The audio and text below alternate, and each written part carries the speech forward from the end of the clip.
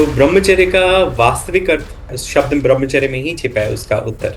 क्योंकि संस्कृत एक ऐसी भाषा है जो हर शब्द में ही उसका उत्तर साथ में दे देती है। आहार कैसा हो, जो ब्रांचिंग पे उग रहा है, शाखाओं पर उग रहा है, शाकाहार लेकर आप उस चर्या को मेंटेन करते हैं। अगर हम ब्रह्मचर्य को देखें तो आप देखेंगे कि पीछे जितने भी ऋषि हुए वो भी फिर ब्रह्मचारी नहीं हो सकते, जितने अवतार हुए वो भी ब्रह्मचारी नहीं हो सकते, क्योंकि वो सब संतान, सबके पास संतान थी, सबके साथ स्त्रियां थी, सबका स्त्री संग था।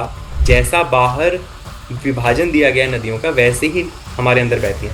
अंग्रेजी का शब्द नाड़ी और नदी अगर लिखेंगे तो एग्जैक्ट सेम है, NADI नदी, NADI नाड़ी। ठीक है, जैसी पृथ्वी पर, भूदेवी पर, भूमंडल पर जैसे नदियां बह रही हैं, सेम नदियां नाड़ी रूप में हमारे अंदर फ्लूइड्स को कैरी करती हैं। आज के विज्ञान को पता है कि किन चीजों को खाने से रक्त बनता है, उनको पता है कि ब्लड की कॉम्पोजिशन क्या है।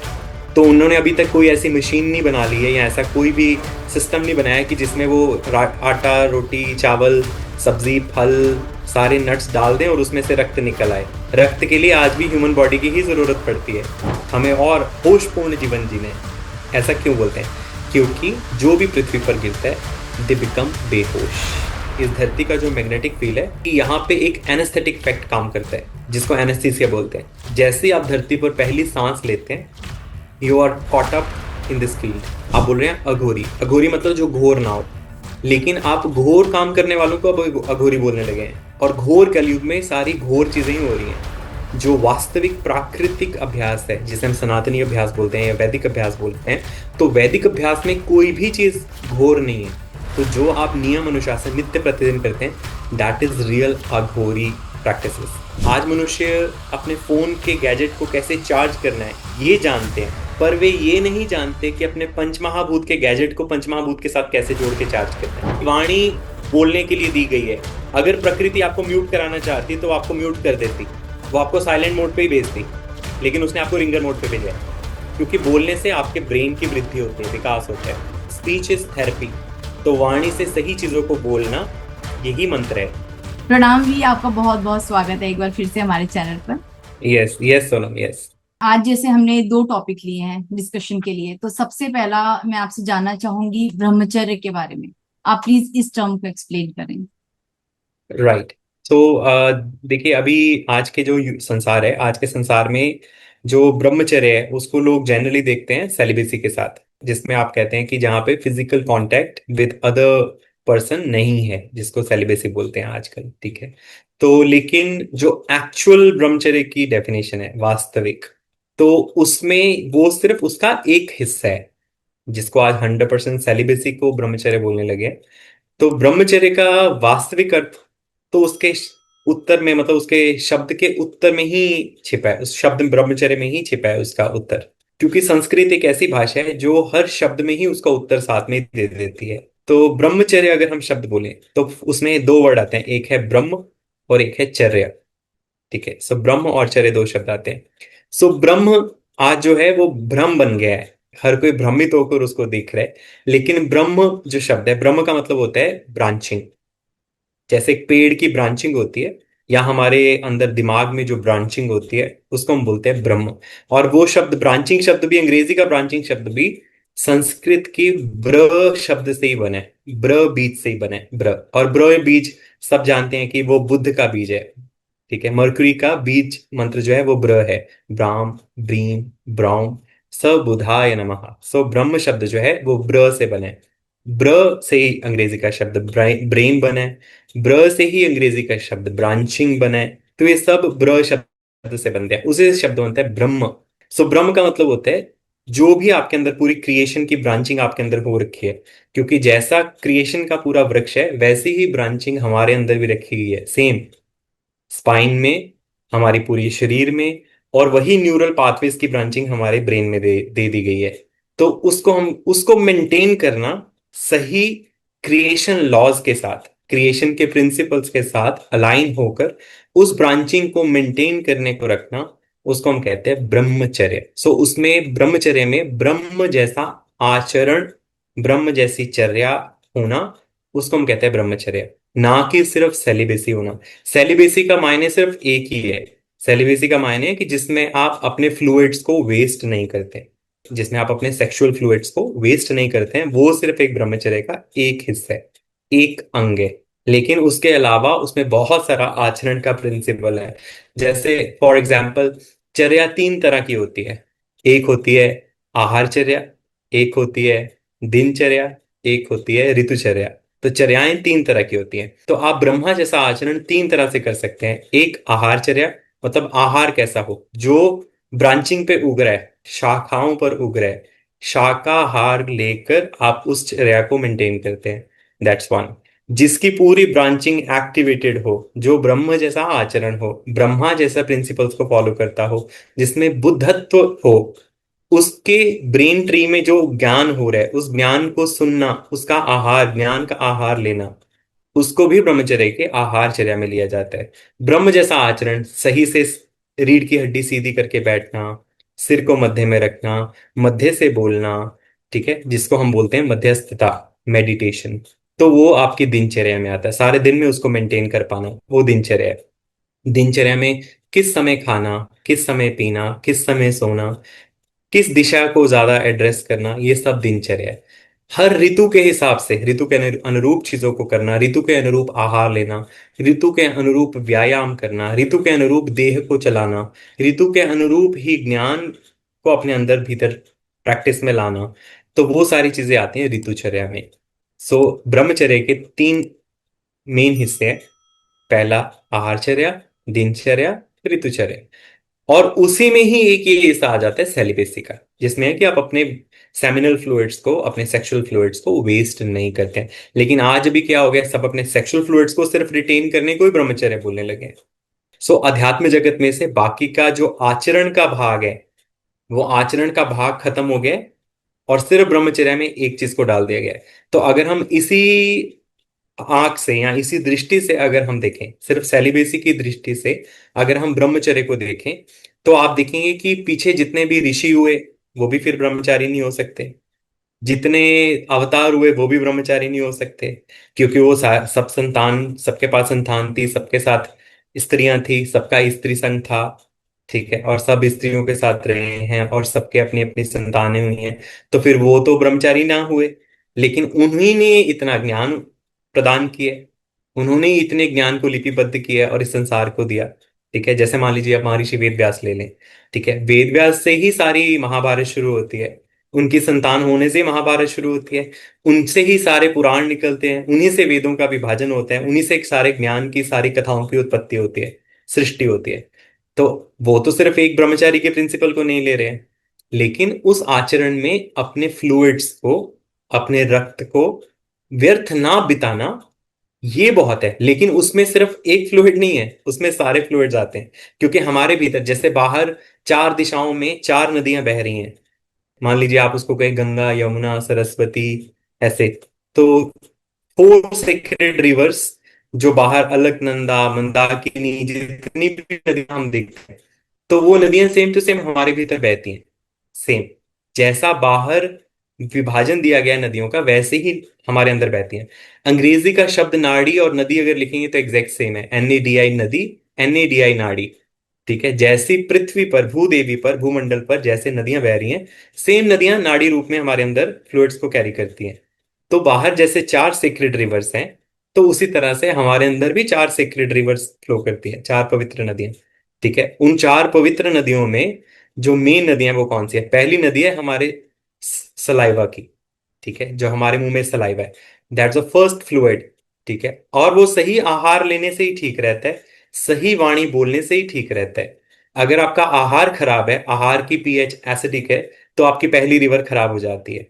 और अगर आपकी वाणी की पीएच खराब है, आपकी वाणी एंगर वाली है, तो आपके फ्लूइड की पीएच चेंज हो जाती है, सलाइवा की पीएच खराब हो जाती है, एसिडिक हो जाती है। ठीक है, तो इसी तरह से हमारी अगली रिवर, जो सलाइवा से ही अगली रिवर में जो सारा बदलाव आता है, वो है रक्त। अब आपकी बॉडी में रक्त बह रहा है, तो वो रक्त की जो दूसरी नदी है, वो भी इसी तरह से, जो आहार ले रहे हैं वही रक्त बन रहा है, जो आप वाणी बोल रहे हैं उसी से आपकी वाइब्रेशन बन रही है, वैसे ही वाइब्रेशन आपका रक्त कैरी करता है, वैसा ही चार्ज आपका रक्त कैरी करता है। तो दूसरी रिवर रक्त है। तीसरी रिवर जो है वो सेमिनल फ्लूइड है। ठीक है, सेक्सुअल फ्लूइड्स तीसरी रिवर है। जिससे कि आप एक अलग जीव को उत्पत्ति दे सकते हैं। जैसा आपका रक्त होगा वैसे ही जीव की उत्पत्ति होती है। अगर वीर्य अधिक हो तो वैसा जीव होता है, रक्त अधिक हो तो अलग तरह से जीव पैदा होते हैं। वीर्य में सुरत्व हो तो वीर्य से सुर पैदा होते हैं, वीर्य में असुरत्व हो तो असुरत्व पैदा होते हैं, क्योंकि वीर्य रक्त से बनता है, रक्त आपके आहार से बनता है, आहार आपके सलाइवा से मिक्स होकर आता है। करेक्ट। तो ये तीसरा फ्लूइड है। तो चौथा फ्लूइड जो आपके अंदर बनता है उसको हम बोलते हैं सेरेब्रोस्पाइनल फ्लूइड, CSF, जिसको आज आप नॉर्मल भाषा में बोल सकते हैं सोम। ठीक है, तो आपके अंदर सोम बनता है। और सोम रस हम सब जानते हैं, अभी लोग, आज सब लोग सोम रस का मतलब मदिरा, सोम रस का मतलब होता है अल्कोहल, सोम रस का मतलब होता है अलग से ड्रग्स या कोई बाहरी सब्सटेंसेस लेना। ठीक है, तो सोम रस जो है हमारी बॉडी अपने आप पैदा करती है, CSF को खुद पैदा करती है। और सबसे बढ़िया बात जो अध्यात्म की है, जो इस सृष्टि का बड़ा बहुत ही मैजिकल एक प्रोसेस है, वो ये है कि जो आपकी मध्य नाड़ी है जिसको हम सुषुम्ना बोलते हैं, एक है इड़ा पिंगला सुषुम्ना, ठीक है, तीन मेन नाड़ियां हैं, उसके अलावा 72,000 और नाड़ियां हैं। तो ये जो तीन नाड़ियां हैं, इन तीन नाड़ियों में से जो सुषुम्ना है वो सिर्फ CSF को ही ऊपर लेके जा सकती है। उसके अलावा थिक फ्लूइड तो नहीं बोले जा सकती, बहुत पतला हो तो नहीं बोले जा सकते। एक स्पेसिफिक फ्लूइड की कैपेसिटी को ही आपकी मध्य नाड़ी सुषुम्ना कुंडलिनी को एक्टिवेट करके ऊपर लेके जाती है, उस सोमरस को, CSF को। और उसी सेरेब्रोस्पाइनल फ्लूइड की एक्टिवेशन से आपके ब्रेन की ब्रांचिंग एक्टिवेट होती है। आपकी ब्रेन में पूरे जो है वो विद्याओं के फल लगते हैं, जिसको भगवत गीता में बताया गया, ऊर्ध्व मूलम अधः शाखम अश्वत्थम प्राहुर्व्ययम छंदांसि यस्य पर्णानि यस्तम वेद स वेदवित्। कि मतलब उस एक अश्वत्थ पेड़ जैसा पेड़ है, और ऊर्ध्व मूलम है जिसकी जड़ें ऊपर हैं। ठीक है, हमारे ब्रेन ट्री की जड़ें ऊपर हैं। ठीक है, और उस उन जड़ों में ही सारा का सारा वृक्ष फैल जाता है। ठीक है, और उन जड़ों से जो वेद लगते हैं उनके, उसको वेद की शाखाएं और पत्तों को सारे छंद लगते हैं। ठीक है, तो वो सारे पुराण हम बोल सकते हैं वाणी द्वारा। तो वो CSF से होता है। अगर CSF ब्रेन तक ट्रैवल करे और ब्रेन को पूरा एक्टिवेट करे तो वो होता है। तो अभी लेकिन अगर देखेंगे तो ब्रह्मचर्य में सिर्फ एक ही फ्लूइड, वो सिर्फ सेमिनल फ्लूइड को पकड़ के बैठे, जबकि सारे फ्लूइड्स को मेंटेन करना पड़ेगा। और सारे फ्लूइड्स को मेंटेन करने के लिए आपको आहारचर्या ठीक करनी पड़ेगी, दिनचर्या ठीक करनी पड़ेगी, ऋतुचर्या ठीक करनी पड़ेगी। तो ये सारा प्रॉपर डिसिप्लिन करेंगे तो CSF बनता है। अगर आप सोचेंगे कि कोई बाहरी सब्सटेंस लेके CSF बन जाएगा, ऐसा कोई प्रोसेस नहीं है। क्योंकि आज का विज्ञान चाहे कितना भी वो अपने आप को एडवांस बोले, तो वो लेकिन डिवाइन की टेक्नोलॉजी से एडवांस नहीं हुआ है। आज के विज्ञान को पता है कि किन चीजों को खाने से रक्त बनता है, उनको पता है कि ब्लड की कॉम्पोजिशन क्या है। तो उन्होंने अभी तक कोई ऐसी मशीन नहीं बना ली है या ऐसा कोई भी सिस्टम नहीं बनाया कि जिसमें वो आटा, रोटी, चावल, सब्जी, फल, ठीक है, और सारे नट्स डाल दें और उसमें से रक्त निकल आए। रक्त के लिए आज भी ह्यूमन बॉडी की ही जरूरत पड़ती है। ठीक है, ब्लड बैंक में ह्यूमन को ही जाके ब्लड देना पड़ता है। ठीक है, तो साइंस, विज्ञान जो है वो भगवान की टेक्नोलॉजी से, दिव्यता की टेक्नोलॉजी से आगे नहीं निकल सकता। दिव्यता बहुत एडवांस्ड है, दिव्यता की टेक्नोलॉजी बहुत फास्ट है। उसने ये बॉडी दी है, इस बॉडी में बड़े जबरदस्त सिस्टम रखे हैं उसने।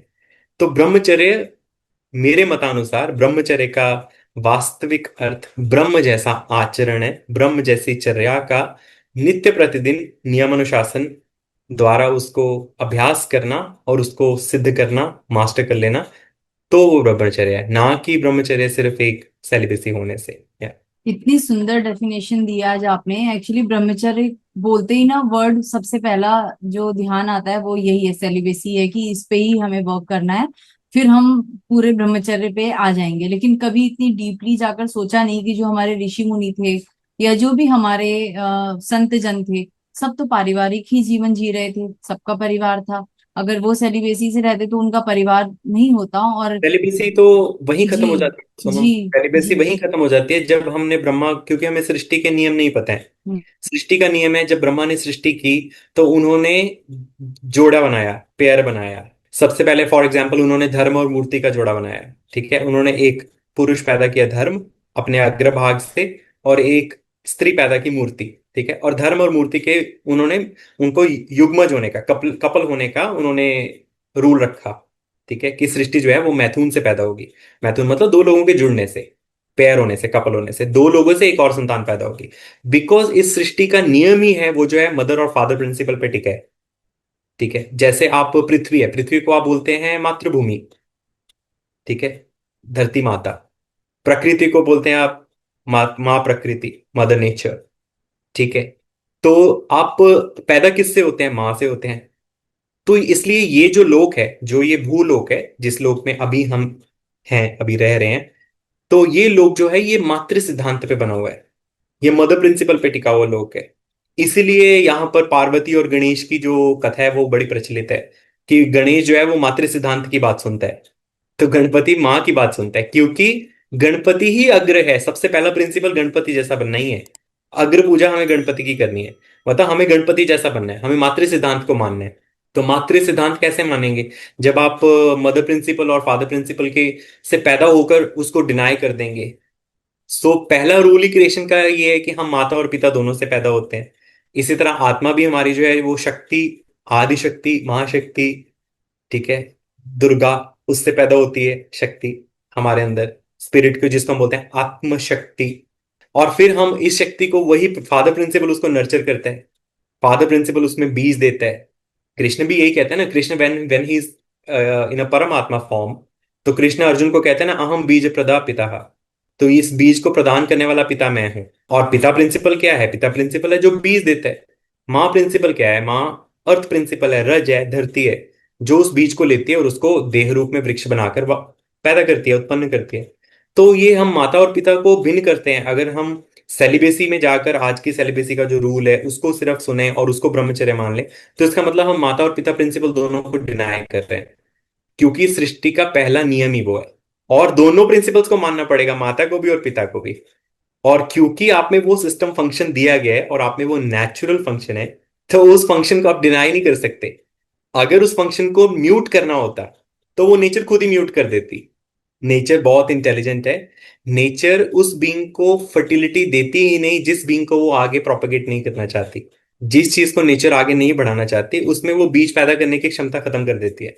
अभी क्योंकि आज के समाज में भी अगर आप देखेंगे पूरे संसार में, ठीक है, जो फूड का जो सिस्टम है, अभी लोग बीज बीज के बिना वाले फल खा रहे हैं, सब्जियां खा रहे हैं जिसमें बीज नहीं है। तो उससे कुछ नहीं होने वाला, आपके अंदर बीज बनाने की क्षमता खत्म हो जाएगी। अगर आप सीडलेस फ्रूट्स या सीडलेस वेजिटेबल्स खा रहे हैं तो आपके अंदर भी सीड पैदा नहीं होगा। और सीड कहाँ पैदा होता है हमारे अंदर? सीड हमारे अंदर पैदा होता है सेमिनल फ्लूइड्स में। वो स्त्री में भी एग रूप में, अंडज रूप में पैदा होता है। पुरुष में वो वीर्य रूप में पैदा होता है। और दोनों में बराबर क्षमता दी गई है। अगर आप सेलिबेसी को मानेंगे ब्रह्मचर्य के रूप में, तो फिर सबसे पहले तो बॉडी गड़बड़ है, क्योंकि बॉडी जो है वो सेलिबेस फॉर्म में बनी नहीं है, सेलिबेट के होने से बनती नहीं है। आपकी बॉडी जो है वो नॉन सेलिबेट रूल पे बनी है, क्रिएशन नॉन सेलिबेट रूप से बनती है। जो बड़ा नियम है उसके पीछे वो ये है कि फ्लूइड्स को वेस्ट ना करना। ये एक बड़ा नियम है जो कि आज बहुत प्रचलन में है। लेकिन वेस्ट में आप देखेंगे तो ऐसा भी लोग प्रचलन में ला रहे हैं कि फ्लूइड्स को रिटेन करना, फ्लूइड्स को बचाना। अभी वो संसार में नहीं है क्यों, लेकिन है वो बहुत बेसिक चीज है, बहुत ही बेसिक फंक्शन है कि अपने फ्लूइड्स को वेस्ट ना करना। क्योंकि आज आहार ऐसा हो गया जिस वजह से लोगों को वैसी अर्ज होती है, वैसा अंदर से वैसा पैदा होता है कि अपने फ्लूइड्स को वेस्ट करें। ठीक है, that is because of the wrong foods, specially जो आप पैकेज्ड फूड और यहाँ एक्स्ट्रा शुगर वाले फूड्स खा रहे हैं। तो उससे आपको यही सब उत्तेजनाएं आती हैं, उससे फ्लूइड्स खराब होते हैं। अगर आप आहार सात्विक कर दें, सत रूप में कर दें, मसाला फ्री कर दें, अपनी सेंसरी इनपुट्स, मतलब जो देख रहे हैं, जो सुन रहे हैं, जो बोल रहे हैं, जो खा रहे हैं, जो पहन रहे हैं, वो ठीक कर दें, तो आपको कभी भी उत्तेजनाएं नहीं आती। आपका जो अंदर सत्य है, क्योंकि सत्य से ज्ञान पैदा होता है, सत्य से पूर्ण रूप में ज्ञान ही पैदा होता है आपके अंदर, सारी इंद्रियां आपकी ज्ञानवान हो जाती हैं। इसीलिए रूल है सत्वात समजायते ज्ञानम, सत्य से ही ज्ञान उत्पन्न होता है। तो सत्य का मतलब होता है pure. More and more pure life you have, more and more better life you have, more and more knowledgeable you are. जितना आप ज्यादा नॉलेजेबल होते हैं, ज्ञान होता है आप में, उतना अज्ञान खत्म होता रहता है आपका। अज्ञान मतलब अंधकार, इग्नोरेंस। सो आप में जब ज्ञान अधिक होगा तो लाइफ में प्रकाश ज्यादा होगा, है ना। सो ये एक वे है ब्रह्मचर्य को प्रॉपरली देखने का, होलिस्टिक वे में, टोटल वे में। बहुत बहुत खूबसूरती से आपने इतने कहने कहते हैं ना कि शब्दों का चयन करके आपने बहुत सुंदर ढंग से इसको समझाया।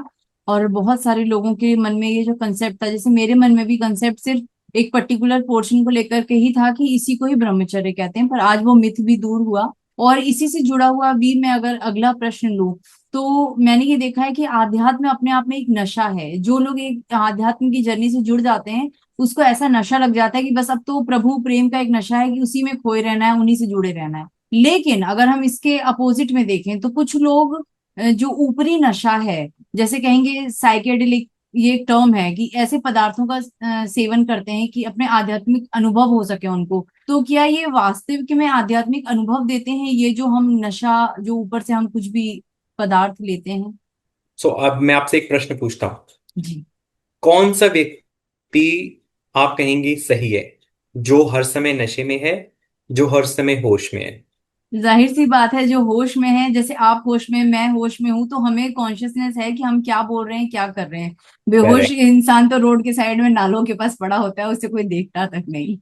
करेक्ट। सो होश में आने को, अगर कोई हॉस्पिटल में बेहोश हो जाता है तो हम बोलते हैं उसको अनकॉन्शियस। हाँ हाँ।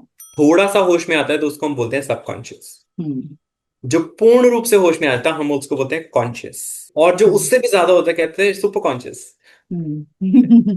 तो अभी जो लोग हैं, मेजॉरिटी, वो अनकॉन्शियस से सबकॉन्शियस का रास्ता तय कर रहे हैं।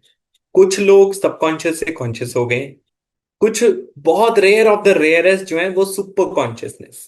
अब कोई कॉन्शियस में आता है तो उसको आप क्या बोलते हैं? ये बोलते हैं ना कि वो होश में आ गया है। हाँ हाँ। जी जी जी करेक्ट। जी। करेक्ट। सो कॉन्शियस का मतलब होता है होश। आपको कितनी चीजों को लेकर होश आ गया है? आपको खाने को, पीने को, वाणी को, अध्ययन को, ज्ञान को, धरती को, पंचमहाभूत को, सन, मून, स्टार्स, आकाश, तारामंडल, कितनी चीजों को लेकर आपको होश आ गया है? वही होश डिसाइड करता है आपका लेवल ऑफ होश। उसी से डिसाइड होता है आपकी लेवल ऑफ कॉन्शियसनेस। मतलब आपका लेवल ऑफ होश मीन्स लेवल ऑफ कॉन्शियसनेस। ठीक है, लेवल ऑफ कॉन्शियसनेस बताता है आपका level of knowledge. Level of knowledge बताता है आपकी level of sense. Level of sense बताता है कि आप कितना गति पाएंगे, कैसी गति आपकी होगी। पहली बात तो ये हुई। दूसरी बात, इस धरती पर हम होश की बात क्यों कर रहे हैं? जैसे ही धरती पर कोई आता है वो कहता है हमें होश से जीना है। अध्यात्म में सब कहते हैं we have to gain more consciousness, we have to access consciousness, हमें और होशपूर्ण जीवन जीना है। ऐसा क्यों बोलते हैं? क्योंकि जो भी पृथ्वी पर गिरता है दे बिकम बेहोश।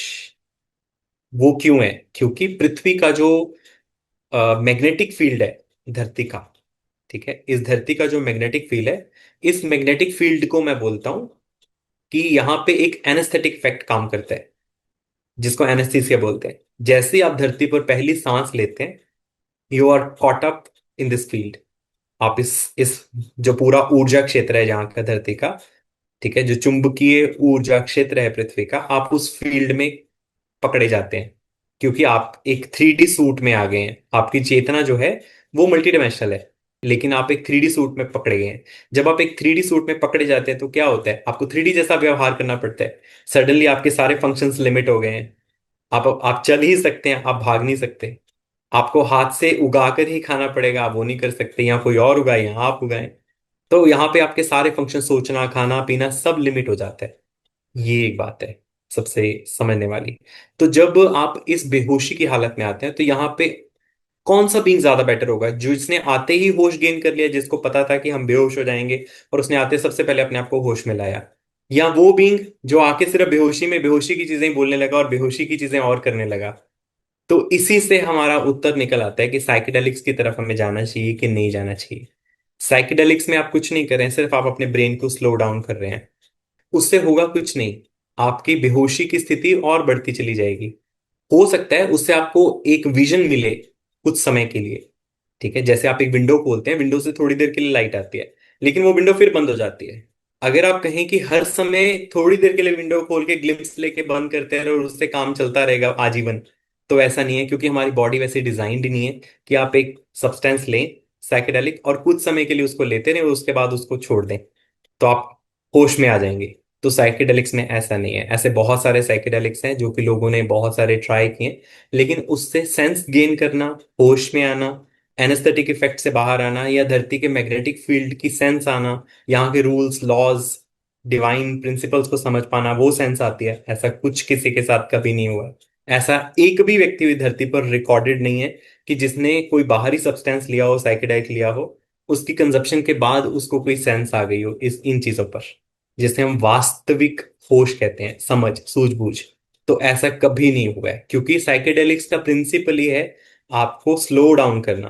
क्योंकि हमारी बॉडी स्लो है, माइंड फास्ट है। आप अभी बैठे न्यूयॉर्क जा सकते हैं, बॉडी चाहे आपकी एक जगह पे लोकेशन पे रहेगी, लेकिन आप अभी न्यूयॉर्क जा सकते हैं, अभी यूरोप जा सकते हैं, अभी किसी दूसरे देश में जा सकते हैं, अभी किसी दूसरे व्यक्ति के पास पहुंच सकते हैं। तो मन तेज दौड़ता है। लेकिन साइकेडेलिक्स क्या करते हैं, वो मन को बॉडी की स्पीड से मैच करवाता है थोड़ी देर के लिए। ठीक है, आपके मन की गति को कुछ समय के लिए वो बॉडी की गति पर ले आता है। तो आपको लगता है कि शायद इससे कुछ अनुभव आएगा, सिवाय अच्छी नींद, बेहोशी और प्रोलॉन्ग्ड यूज से प्रमाद, इसके अन्यथा उसमें से कुछ नहीं निकलता है। चाहे वो आप एक बार प्रयोग कर लें, चाहे आप 10 बार प्रयोग कर लें।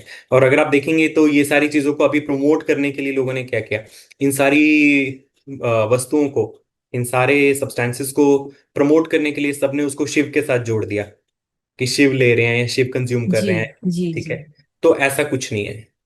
थर्ड आई प्रिंसिपल जो है वो काम करता है जब जब थर्ड आई एक्टिवेट होती है, और थर्ड आई विजन्स देती है, यहाँ की रियलिटी की पूरी एनिमेशन दिखाती है, और आप हर चीज को ऊपर से देख सकते हैं। तो जो थर्ड आई का एक्सपीरियंस है वो साइकेडेलिक एक्सपीरियंस से बहुत बियॉन्ड है। क्योंकि थर्ड आई एक विषय को, एक वस्तु को, एक लोक को पूरे कई एंगल से, हजारों एंगल से देखने का व्यू है। It is like a multiple view. It can fast and check. It can slow down and check. It's like more of a third umpire eye. Third eye is third umpire. क्योंकि वो हर चीज को slow down करके भी देख सकती है, वो फास्ट करके भी देख सकती है। थर्ड आई इस तरह से काम करती है। थर्ड आई का साइकेडेलिक एक्सपीरियंस ऐसा कुछ नहीं है। तो फिर ऐसे में अघोरी जो हमने देखे हैं, वो तो ज्यादातर मैंने देखा है कि चिल्लम गांजा और भी कई तरीके के नशीले पदार्थ लेते हैं। और यस। तो फिर अघोरी कैसे आध्यात्म की राह पर हुए? ओके, देखिए पहली बात तो अध्यात्म और घोरी का दोनों आपस में कोई मेल ही नहीं है। अच्छा। ठीक है, उनका ओके। आपस में कोई मेल नहीं है। अघोरी का मतलब होता है कि जो घोर ना हो। आप बोल रहे हैं अघोरी, अघोरी मतलब जो घोर ना हो। लेकिन आप घोर काम करने वालों को अब अघोरी बोलने लगे हैं। आप बोल रहे हैं अघोरी। अघोरी का मतलब हुआ जो घोर नहीं। तो लेकिन आप काम, वो जो काम कर रहे हैं वो सारे घोर हैं। ठीक है, अब घोर काम कौन कौन से हैं? अब घोर काम है इंसान की हड्डियों को लेकर कुछ करना, मांसाहार करना इंसान के देह का, स्कल को लेकर उस पर कुछ करना। फिर जो तंत्र, जितना तंत्र जो है वो सारा ही ह्यूमन बॉडी के साथ ही है, या भस्म के साथ है, वो सब चीजों के साथ है। या एक्सेसिव नशे करना। ठीक है, और किसी भी तरह से किसी के साथ भी किसी तरह का भी व्यवहार करना। तो ये सारी एक्सट्रीम प्रैक्टिसेस है। एक्सट्रीम को अंग्रेजी में बोल, जिसको हम एक्सट्रीम बोलते हैं उसको हिंदी में आप बोलते हैं घोर। और घोर कलयुग में सारी घोर चीजें ही हो रही हैं, अघोर नहीं हो रही हैं। अघोर मतलब नॉट एक्सट्रीम। तो लेकिन आप जो बोल रहे हैं वो सारी एक्सट्रीम बोल रहे हैं। Excessive use of drugs, human body, human school, सारी वो चीजें जो कि सारी की सारी घोर हैं, अघोर नहीं है। तो ये सारा क्या है, रिवर्स है। जबकि जो वास्तविक प्राकृतिक अभ्यास है, जिसे हम सनातनी अभ्यास बोलते हैं या वैदिक अभ्यास बोलते हैं, तो वैदिक अभ्यास में कोई भी चीज घोर नहीं है, सारी चीजें अघोर हैं। तो जो आप नियम अनुशासन नित्य प्रतिदिन करते हैं, that is real Aghori practices, जिसमें शिव रिलेटेड प्रैक्टिसेस हैं। जैसे शिव है, शिव ज्ञान का पूरक है, शिव ज्ञान है। शिव की जो सिद्धांती ऊर्जा, शिव जिसको हम बोलते हैं, उन्होंने पार्वती को ज्ञान दिया है।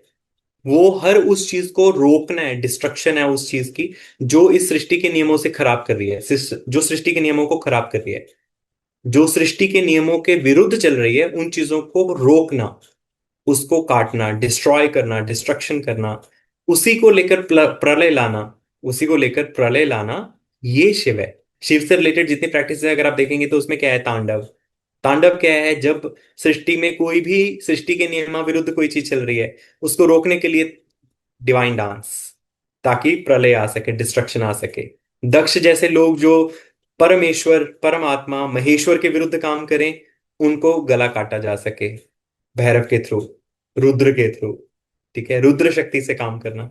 तो ये सब क्या है, ये अघोर प्रैक्टिसेस है, ये घोर नहीं है। तो अभी शिव से रिलेटेड सारी घोर चीजों को जोड़ दिया गया है, क्योंकि शिव है। तो अभी क्योंकि वैसे वेस्ट ने वैसी वैसी पिक्चर्स बना के यहाँ पे प्रमोट कर दिया है, तो सब वैसी ही चीजों को मानने लगे, और वैसे वैसे सेक्ट्स आ गए हैं, वैसे वैसे पंथ बन गए हैं, और वैसी वैसी चीजें होने लगी हैं। जी तो जी सारी चीजों को अभी अघोर बोल रहे हैं, लेकिन वो अघोर नहीं है, वो घोर कार्य है, वो घोर नहीं होना चाहिए। जी, बहुत सही आपने कहा अभी। लेकिन अगर हम बात करें सनातन धर्म की, तो सनातन धर्म में कुंभ वो सबसे प्योर और सबसे, मतलब एक कहते हैं ना सबसे अच्छा स्नान माना जाता है, मतलब जो इतने वर्षों में एक बार आता है, तो उसमें सबसे पहला चांस भी तो अघोरियों को ही दिया जाता है, जो यस। कि मेरे ख्याल से आध्यात्म की राह पर आप जैसे कहना चाह रहे नहीं है। बिल्कुल बिल्कुल। मतलब वो अध्यात्म है ही नहीं है। उसको अभी लोग अध्यात्म बोलने लगे हैं, लेकिन वो अध्यात्म नहीं है। ये हमें वास्तविकता में चीजों को देखना पड़ेगा। और जो कुंभ भी है, अगर आप देखेंगे वास्तविक कुंभ कब होता है। वास्तविक कुंभ तो बृहस्पति के कुंभ राशि में आने से होता है। जब देवगुरु बृहस्पति कुंभ राशि में आते हैं तब वास्तविक कुंभ होता है। और वो कोई सिर्फ सिर्फ स्नान रिलेटेड चीज नहीं है, क्योंकि स्नान भी बहुत तरह का होता है। अभी लोग सिर्फ जल स्नान को जानते हैं। स्नान कई तरह का होता है, स्नान कई प्रकार का होता है। ठीक है, स्नान में दिव्य स्नान होता है। दिव्य स्नान मतलब लाइट से स्नान करना, सूर्य की किरणों को अपने अंदर जाने देना। तो वो स्नान होता है जिसे लोग अभी सनबाथ बोलते हैं। सनबाथ ही बोलते हैं ना, सनबाथ। अभी लोग सिर्फ वाटर बाथ को स्नान बोलने लगे हैं। तो इसी तरह से ध्वन्यात्मक स्नान भी होता है, जिसको आप बोलते हैं सोनिक बाथिंग। सही ध्वनियों से अपने आप को बात करना, क्योंकि ध्वनियां हमारे शरीर में ज्यादा जल्दी प्रभाव लाती हैं भोजन से भी। ठीक है, जैसे आप मान लीजिए भोजन खाते हैं, तो भोजन का प्रभाव आपको कुछ घंटों में आता है, फिर कुछ दिनों में सेहत बनती है किसी की। लेकिन किसी को जैसे मान लीजिए एनेस्थीसिया दिया जाए, हवा वायु द्वारा एनेस्थीसिया दिया जाता है मास्क द्वारा, तो वो इमीडिएट इफेक्ट है, उसकी बॉडी इमीडिएटली बेहोश हो जाती है। किसी को अगर लिक्विड बॉडी में लिक्विड आईवी फ्लूइड देते हैं या इंजेक्ट करते हैं, उसका कुछ घंटों में असर आता है। लेकिन जो ध्वनि है, ध्वनि का असर इमीडिएट आ जाता है।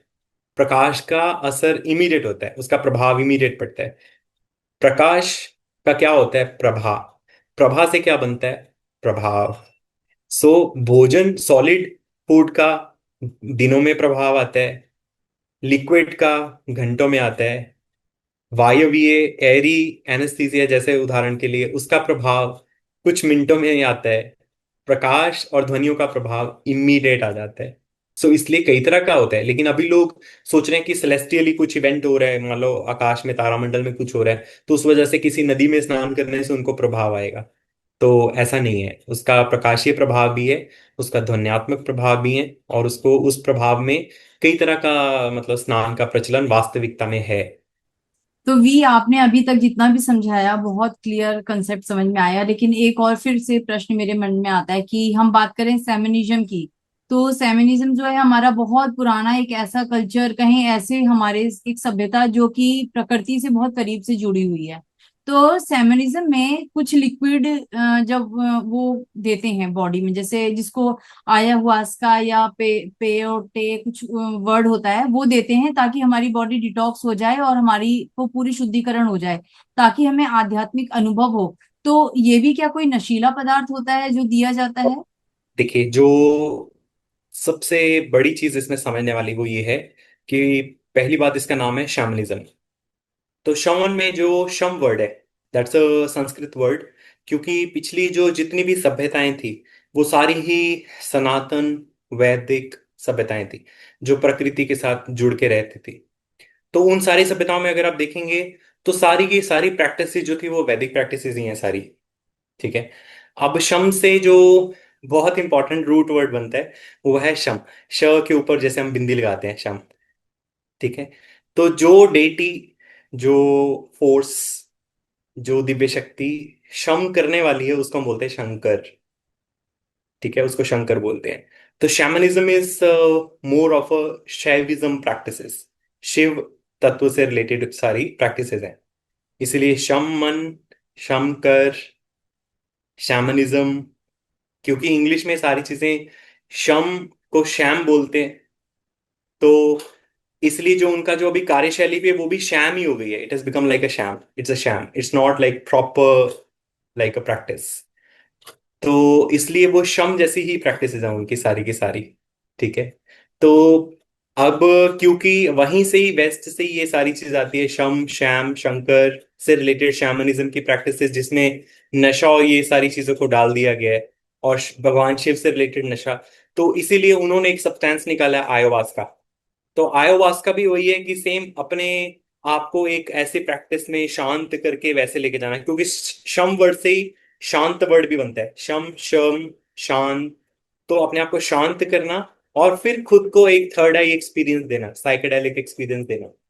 लेकिन उस एक्सपीरियंस से जो ज्ञान शिव तत्व या थर्ड आई से उत्पन्न होना चाहिए वो नहीं उत्पन्न हुआ। जबकि थर्ड आई वास्तविक जो खुलती है तब क्या होता है, अगर आप देखें, जितना हम बीइंग इन इंडिया हम लोग जानते हैं इस चीज को कि थर्ड आई कब खुलती है। थर्ड आई तब खुलती है जब प्रलय आना होता है। ठीक है, थर्ड आई के खुलने पर प्रलय आता है। थर्ड आई के खुलने पर जो दुष्ट होते हैं, असुर होते हैं, उनका संहार होता है, वध होता है। तो अभी जो मनुष्य जो है वो श्रम की प्रैक्टिस से और साइकेडेलिक अभ्यास करने से या उसका इनपुट लेने से वो कौन सी थर्ड आई खोलेंगे जिससे जिस और किस चीज का प्रलय करेंगे। So that's why those practices are only sham practices. Those are all sham. They are not शमकर या शम से रिलेटेड प्रैक्टिसेस नहीं है, क्योंकि ना तो उसमें उस अभ्यास को करने वाले का भला है, ना उस अभ्यास को देखने वाले, समझने वाले या उसको और बात करने वाले उनका कोई भला है। बाकी तो होश और बेहोश के बारे में मैंने बता ही दिया कि हमें ज्यादा होश वाली प्रैक्टिसेस करनी है। बेहोश होने वाली, आंख बंद करने वाली और खुद को म्यूट करने वाली या खुद को शांत क्वाइट कर देने वाली जिससे कि सिर्फ एक्शन खत्म हो जाए, तो ऐसा कोई अभ्यास वास्तविकता में नहीं है। प्रकृति में ऐसा कोई अभ्यास नहीं है, क्योंकि तपस्या एक्शन है, भक्ति एक्शन है। तपस्या में आप कर्म करते हैं, आप शरीर को सीधा रखते हैं, प्रकृति की तरफ ध्यान देते हैं, प्रणाम करना सीखते हैं, बोलना सीखते हैं, सही अभ्यास करते हैं, सही आहार, दिनचर्या, ऋतुचर्या सब सीखते हैं, सही आचरण सीखते हैं। तो ये तपस्या में आता है। और उसके अलावा अगर आप देखेंगे भक्ति, तो भक्ति में आप अपने से जो दिव्य है, ज्यादा दिव्यता पे है, तो उस दिव्य को कैसे आप सर्व कर सकते हैं, उससे ज्ञान कैसे प्राप्त कर सकते हैं, उनके लिए कैसे आप अपने आप को प्रस्तुत कर सकते हैं, तो वो सब सीखते हैं, स्वयं को अपने आप को सही तरह से प्रस्तुत करने का वे। ठीक है, तो वो भक्ति भक्ति भी एक्शन ओरिएंटेड ही है। और कर्म सबसे इंपॉर्टेंट है। कर्म कर्म नहीं करेंगे तो कोई रिजल्ट नहीं आएगा। No action no result. It is very simple. ये सारी प्रैक्टिसेस क्या है, ये सिर्फ एक थोड़ी देर के लिए सिर्फ एक फैशन बनता है जिससे आउटपुट कुछ नहीं आता है, लेकिन अल्टीमेटली वो प्रैक्टिसेस जो वीक माइंड्स होते हैं फिर उसको वो पकड़ के बैठ जाते हैं और वो फिर चलता रहता है। जैसे अभी शिवरात्रि पे सबको मतलब नशा करना ही करना है, जबकि रियल रियल जो वास्तविक ब्लिस है वो एक्सटेसी है। जो हमारे अंदर सोम पैदा होता है उससे जो आनंद उत्पन्न होता है वो ये नशे से, उसका कोई कंपैरिजन नहीं है, कोई तुलना ही नहीं की जा सकती। बहुत सही कहा आपने। और जो आज की डेट में जो सबसे बड़ा मिसकंसेप्ट यही हो गया, सोम का मतलब लोगों ने अल्कोहल समझ लिया और नशीले पदार्थों का सेवन समझ लिया इस अनुभूति को प्राप्त करने के लिए। तो इसी में अगर हम क्रम में आगे बढ़ें तो भी चलते चलते मैं आपसे एक और प्रश्न करना चाहूंगी कि हम सब अपनी स्पिरिचुअल जर्नी पर हैं, आप एक गुरु हैं, तो एज अ गुरु हमें गाइड कीजिए कि एक साधक को अपनी इस यात्रा में किन किन चीजों से सावधान रहना चाहिए और अपना आध्यात्मिक विकास, उसका जो ये जो मार्ग पे वो बढ़ रहा है उसमें उसको कैसे और अच्छे से प्रोग्रेस करे, इसके लिए कुछ गाइडेंस दीजिए प्लीज। देखिए, सबसे जो बहुत ही सरल चीज है वो है प्रकृति। हम्म। तो जो भी साधक है, जो भी किसी चीज को साधना चाहते हैं, कुछ अभ्यास करना चाहते हैं अपने जीवन में, आध्यात्मिक उन्नति करना चाहते हैं, तो उनको सबसे पहले प्राकृतिक चीजों में आना चाहिए, ना कि जो सिटी लेवल पे बहुप्रचलित चीजें हैं उनमें फंसना चाहिए। ठीक है, अभी क्या है, ज्यादातर लोग कोर्सेज करते हैं या डिस्कोर्सेज में जाते हैं या सर्टिफिकेशन कोर्सेज करते हैं, अलग अलग चीजें सीखते हैं, कई सारी चीजें करते हैं, उसके बाद भी उनकी उन्नति नहीं होती। 20 साल बाद भी वो वही चीज कर रहे होते हैं, 30 साल बाद भी वो वही चीज कर रहे होते हैं। या फिर लोगों को लगता है कि किताबों से ज्ञान पैदा होता है। ऋषियों ने किताबें नहीं पढ़ी, उन्होंने किताबों से ज्ञान प्राप्त नहीं किया। Books are just to book you. Books आपको सिर्फ बुक करके रखने के लिए बनाई गई हैं। वास्तविक जो ज्ञान है वो मुख से प्राप्त होता है, मुख से आता है। ठीक है, और उस ज्ञान को हम बोलते हैं पुस्तक। जो मुख से उत्पन्न होता है उसको आप कहते हैं पुस्तक। ये सारी चीजें हमें बेसिक चीजों को पहले करेक्ट करना होगा, दैट्स वन। सेकेंडली हमें क्या चीज करनी है, सेकेंडली हमें प्रकृति में जाके अभ्यास करना है। आज मनुष्य अपने फोन के गैजेट को कैसे चार्ज करना है ये जानते हैं, पर वे ये नहीं जानते कि अपने पंचमहाभूत के गैजेट को पंचमहाभूत के साथ कैसे जोड़ के चार्ज करना है। मेरा ऐसा मानना है कि सबसे पहले प्रकृति में जाना, पंचमहाभूत से रिलेटेड एक्टिविटीज को सीखना, वास्तविक प्रक्रिया को सीखना, कैसे करते हैं वो अभ्यास में लाना चाहिए। ठीक है, प्रकृति में ग्राउंड करना खुद को, अपनी देह को, क्योंकि आज के मनुष्यों को बहुत सारी ग्राउंडिंग की जरूरत है। जितनी अधिक ग्राउंडिंग करेंगे उतना ब्रेन फास्ट काम करेगा, क्योंकि हमारे अंदर स्पिरिट सीड है। जो हमारे अंदर स्पिरिट सीड है, तो सीड धरती में ही जाके पनपता है, सीमेंट में नहीं पनपता है। ठीक है, तो सबको धरती में जाकर अपने आप को ग्राउंड करना चाहिए। सूर्य प्रकाश देता है, सूर्य से गोल्डन लाइट मिलती है, सूर्य के सामने जाके अपने आप को खड़ा करें, प्रणाम करें, वास्तविक वे में खड़े होना और प्रणाम करना सीखें। और सूर्य के सामने खड़े होकर उसके प्रकाश को लें। चांद तारों के नीचे डायरेक्टली हेड को रखें, ताकि चांद तारों का तरंगे जो है वो आपके सिर में पड़े, आपकी आंखों से आए। हमारी बॉडी की जो दो आंखें हैं ना, जो हमें जो देह में दो दैहिक चर्म चक्षु दे रखे हैं, इनका एक बहुत ही खास नियम है, बहुत ही स्पेशल फीचर है, कि ये जिस चीज को देखते हैं उसकी अपने अंदर छवि बनाते हैं, तभी वो दिखती है। आप जिस भी चीज को देख पा रहे हैं उसकी छवि आपके अंदर बनती है। और जिस चीज की आपके अंदर छवि बनती है, मतलब मिररिंग होती है, आपके अंदर वैसा वैसा व्यवहार मिरर होने लगता है। अगर आप प्रकृति को देखेंगे तो प्रकृति आपके अंदर मिरर होगी और आपका व्यवहार प्राकृतिक होगा। आप सूर्य चांद तारों को देखेंगे तो आपके अंदर वैसा वैसा व्यवहार प्राकृतिक रूप में मिरर होगा, छवि बनेगी। तो प्रकृति में जाएं और प्रकृति को देखें, पहली बात तो यही है। ठीक है, और आहार को ठीक करें। हमें, मुझे ऐसा लगता है कि हमें नियम के ऊपर एक पूरा, एक सेपरेटली हमें एक सेशन करना चाहिए, एक पॉडकास्ट करना चाहिए, जिसमें हम लोग पूरा नियम के ऊपर बात कर सकें। So first is to begin with प्रकृति। और किन चीजों से बचना चाहिए, वो है, एक तो शहरी चीजों से बचना चाहिए, आंखें बंद करना और मुंह बंद करना, मौन करना, म्यूट करना खुद को, इससे बचना चाहिए। ठीक है, क्योंकि वाणी बोलने के लिए दी गई है। अगर प्रकृति आपको म्यूट कराना चाहती तो वो आपको म्यूट कर देती, वो आपको साइलेंट मोड पे ही भेजती, लेकिन उसने आपको रिंगर मोड पे भेजा है। ठीक है, तो आपको रिंगर फंक्शन दिया गया है, क्योंकि बोलने से आपके ब्रेन की वृद्धि होती है, विकास होता है। Speech is therapy. Speech therapy करने से ब्रेन का फंक्शन बढ़ता है। तो वाणी से सही चीजों को बोलना, यही मंत्र है, म्यूट करना नहीं चाहिए। तीसरा, जो सबसे बड़ी चीज है, कि आलस्य को त्याग कर नियम अनुशासन को पकड़ना चाहिए। क्योंकि आज का सबसे बड़ा आलस बहुत बड़ी चीज है, क्योंकि जिस तरह का आहार है, जिस तरह से सबके हाथ में मोबाइल है, जो आज की रूटीन्स हैं, ठीक है, और जो भागने वाला जो लाइफस्टाइल बन गया है, उसमें सबसे बड़ी चीज क्या है? आलस। तो आलस को त्याग कर नियम अनुशासन को पकड़ना चाहिए, ताकि आपकी रूटीन अच्छी बने, आपको नित्य प्रतिदिन अच्छा अभ्यास करने का अवसर मिले, और स्वयं के लिए समय निकालें। सुबह शाम दो समय निकालें और अभ्यास करें। और जित बाकी डिपेंड करता है कौन कितनी गति चाहता है। आध्यात्मिक व्यक्तियों के लिए तो अधिक से अधिक जितना हो सके। बाकी जो मनुष्य हैं जो धरती पर ही रहना चाहते हैं, धरती पर ही जिनका घर है, तो वो उसके हिसाब से, फिर भी सेहत स्वास्थ्य तो सबको चाहिए। तो स्वास्थ्य के लिए, मानसिक स्वास्थ्य के लिए जितना चाहिए उतना अभ्यास जरूर करें। बहुत सुंदर। आपके साथ हर चर्चा बहुत ही स्पेशल होती है। हर बार एक नई लर्निंग के साथ मैं इस वीडियो की क्लोजिंग करती हूँ, क्योंकि ये जितना भी कुछ आप बताते हैं, एक सच्चे गुरु की सारी जो खूबियां होती हैं वो मैं आप में देख पाती हूँ। और बहुत बहुत साधारण शब्दों में आप इतने इजीली चीजों को समझा जाते हैं कि जिनको हम कहते हैं ना कि नजरअंदाज कर देना, चीजें सामने होती है पर हमें दिखती नहीं, लेकिन आप उसको, जो आपका समझाने का तरीका है, वो ऐसा लगता है कि वो एकदम अंदर उतर जाता है। तो आपको प्रणाम भी, दिल से नमन है। मैं बहुत परमात्मा को धन्यवाद करती हूँ कि आप मुझसे जुड़े, मेरे इस चैनल पर आए, क्योंकि ये जो ज्ञान आप दे रहे हैं सबके बस की नहीं है बात देना। सच बता रही हूँ। एक सच्चे गुरु की पहचान, अगर कोई सच्चे गुरु को ढूंढ रहा है, तो अगर वो आप तक पहुंच जाएगा तो उसकी ये तलाश खत्म हो जाएगी। ये मेरे खुद के अनुभव से मैं समझ पाई हूँ।